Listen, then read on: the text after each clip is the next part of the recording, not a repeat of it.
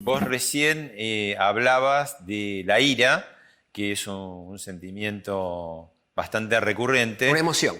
¿Eh? Es Una una emoción. emoción, Es inevitable. sí. Ahí estamos viendo algunas imágenes que tienen que ver con el incidente ese que hubo recientemente entre Alfredo Casero y Luis Majul. Que claro, ahí lo que se ve, bueno, es como una cosa explosiva por el lado del actor. Pero el sustrato también, yo no sé, digo, la emoción de Casero, pero el sustrato no sé si empieza a ser un sentimiento que es Casero como representante de un sentimiento social que sería la indignación, que a veces también representan algunos programas de televisión, ¿no? ¿Qué está pasando con eso en este país, en este momento? Indignación barra ira. Esa reacción fue una clara reacción de ira. Clara reacción de emoción de ira, donde hay ingurgitación yugular, tensión muscular, las cejas se ponen más profundas en la parte interna, se ven los dientes, hay un golpe, una reacción de ira que en determinadas condiciones es inevitable. Yo he tenido varias en mi vida y Pablo seguro también. Y los que nos están viendo, todos han tenido reacciones de ira. Todos. Sin un berrinche, un nene, es una reacción de ira.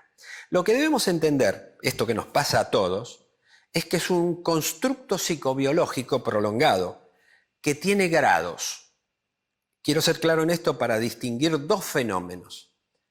Ese constructo psicobiológico es una escala de colores, donde si bien está el ataque de ira, de los que repito he tenido varios en mi vida y creo que a lo mejor tendré alguno más, ataque de ira, pero ¿dónde empieza?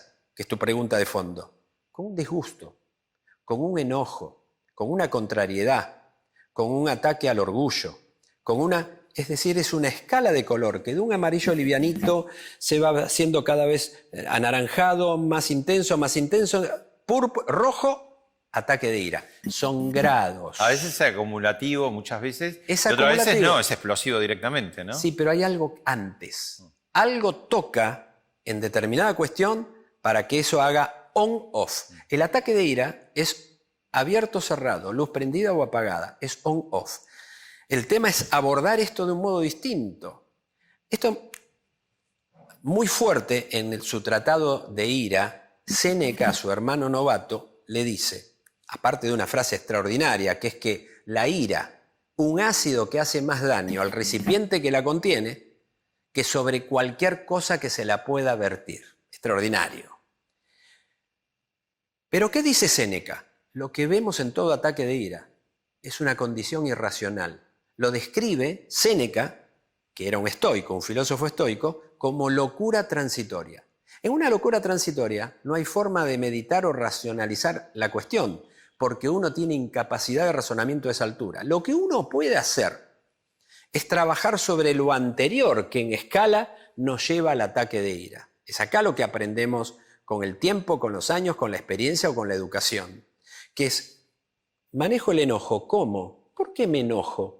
Voy a abordar mi cognición de enojo. ¿Me estoy enojando porque me están diciendo la verdad o porque me están ofendiendo o porque es mentira? ¿Qué hago yo con eso? Es una cuestión de grados. Por eso, Séneca decía que es una locura transitoria que no se la puede controlar.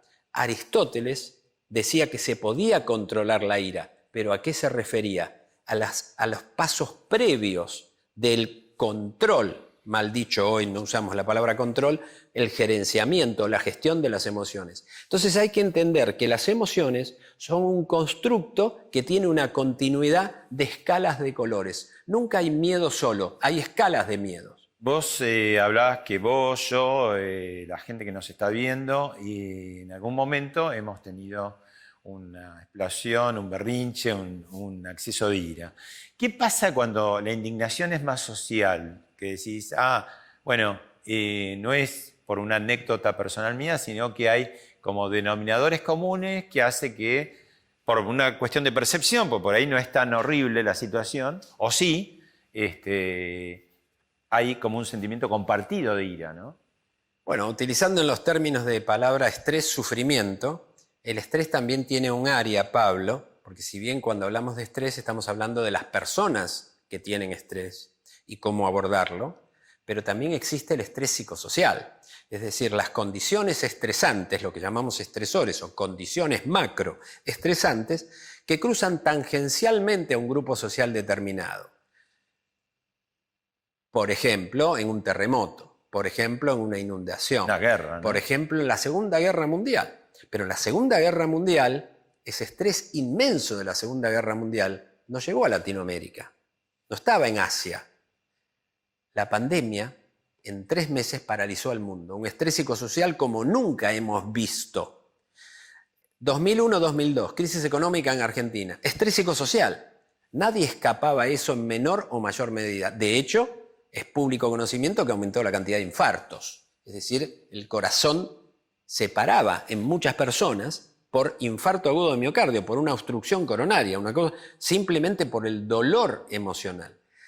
Si decimos que ese sufrimiento pasa de ser individual a ser colectivo, hablamos de estrés psicosocial, como hemos vivido, por ejemplo, en la pandemia o en crisis económicas en nuestro país mismo, 2001-2002.